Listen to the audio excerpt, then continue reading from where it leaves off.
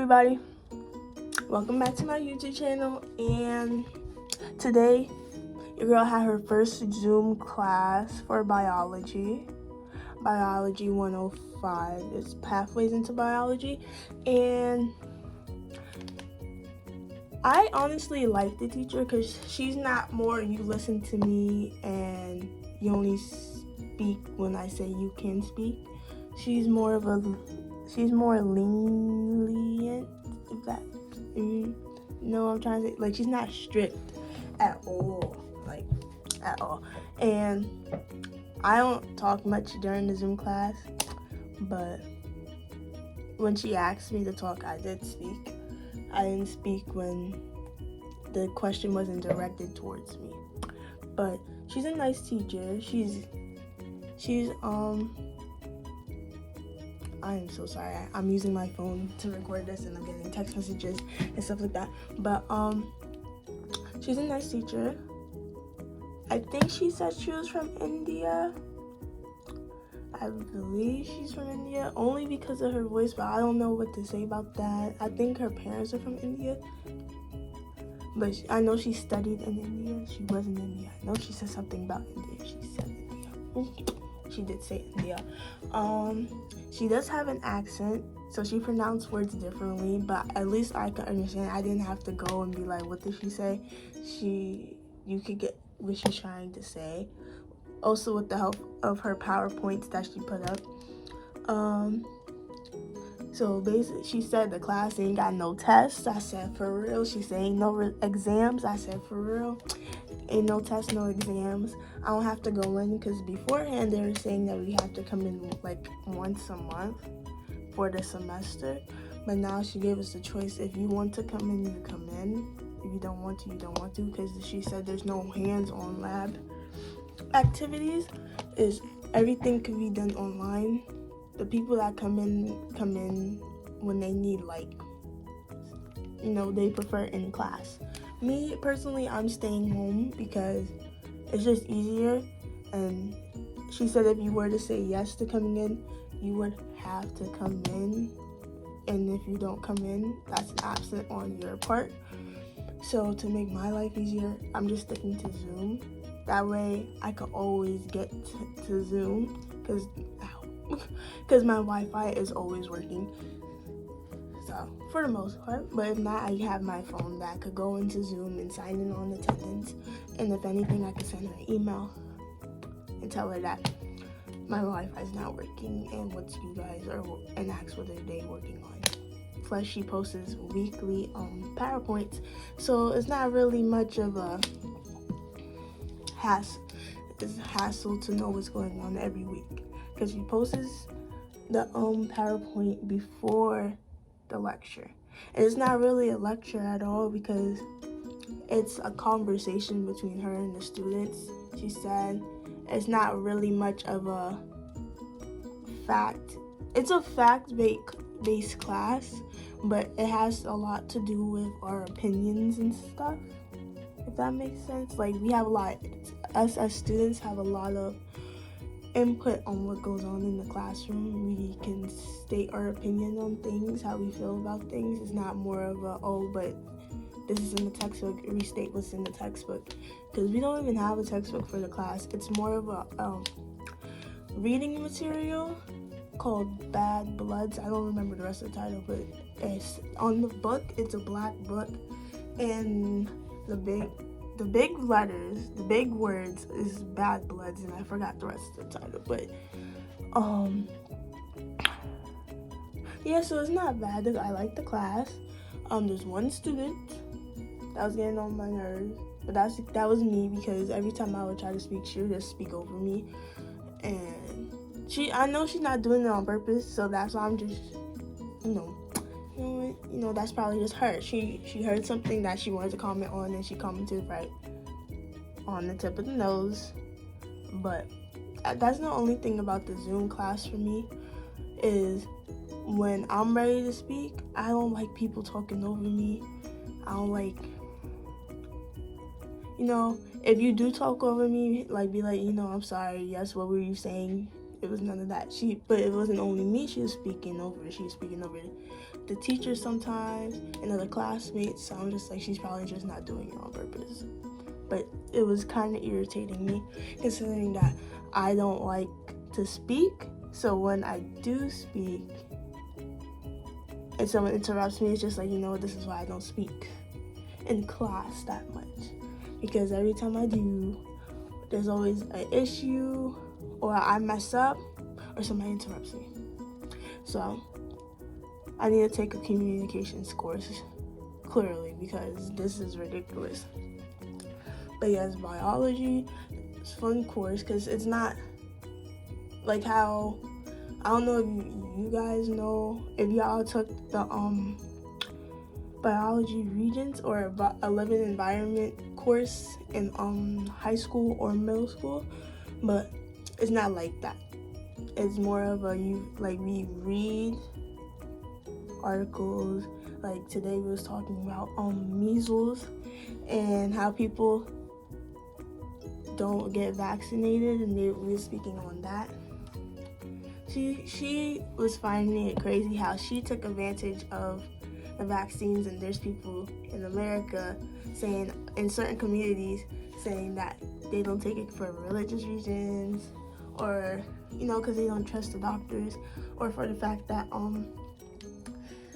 the vaccine the illness that the vaccine is preventing is going to be injected in your body, even though it's inactive. But some people don't trust it, especially not okay. For me personally, when a vaccine first comes out, I don't trust it yet. I'd rather other people test it out and get their reaction on it, then let me test it out. Let me get the vaccine, because I don't think I have a low immune system, but I'm always sick, if that makes sense. Like it could be like a light cold or a slight fever, but it's always some type of problem, and I don't want nothing getting injected to my body that they're not sure that's gonna work. Like, yeah, they'd be like, okay, this is what we got right now for the illness, but that don't mean it's gonna work as soon as they, when they bring out the first batch, because like everybody's body react differently to medicine and vaccines, and it's kind of iffy, because scientists make their mistakes, and when they make their mistakes, they go and they try again. But I don't want to be that mistake, if that makes sense, because I heard stories of my cousin's, I think it was my cousin's friend's baby. After they got the vaccine, I'm not sure on the details, I just know after they got the vaccine, like gave their baby a vaccine, I think it was, I don't think it was for COVID, like a test run for COVID, but I'm not sure. They was told to give their child a vaccine, like it was like, I think it was a mandatory one. They gave the child a vaccine. The child died after getting a vaccine. They said the child was perfectly healthy. It was a baby, I think a 7-month-old baby. And after that, they said that the baby sadly passed away. And they believe it's connected to the vaccine. I personally do not know how these things work. I am not a scientist, but I'm just saying, like, when things like that happen, some might think it's just a coincidence. Some might think it's because of the medicine that they're sending and having people test out. And they can't just test stuff out on babies like that. Because I know some people think, oh, the baby was only here for a couple months. You guys didn't get to do much with them. Anyway, like, I heard people say that because, they don't know how it is to have a younger sibling, have a baby or anything. I have younger siblings.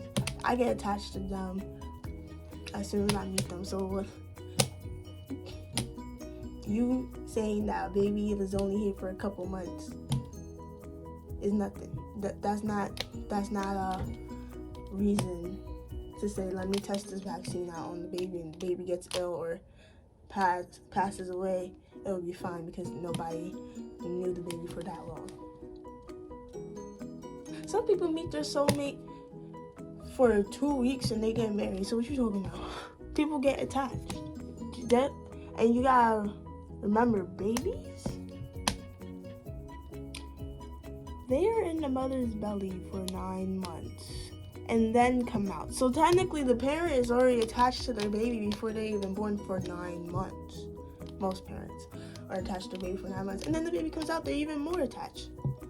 So that's not a reason to say, oh, the baby wasn't here for that long. But anyway, so yeah, the science class,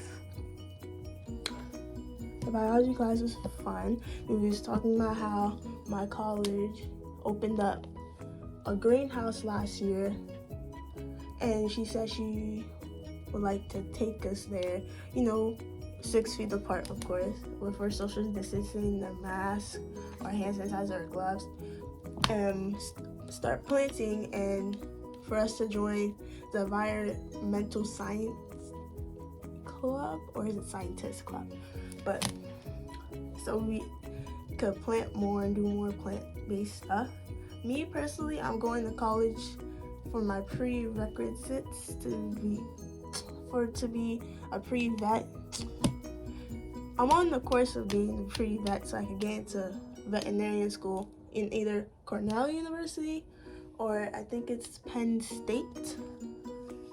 But that's like after 4 years of being on my pre-vet path. So I'm trying to get into animal science major for my pre-vet course so it can, put me on a more specific track. But right now I think I'm just on the biology track for pre-vet. But I want to go into animal science because I don't want to just like make the medicine for the animal. I want to be there, doing what I do, surgery-wise for the animal, the body-wise, like everything. Everything will be hands-on, but nothing's gonna be hands-on until like sophomore year, I believe, or is it junior year? I think it's junior year.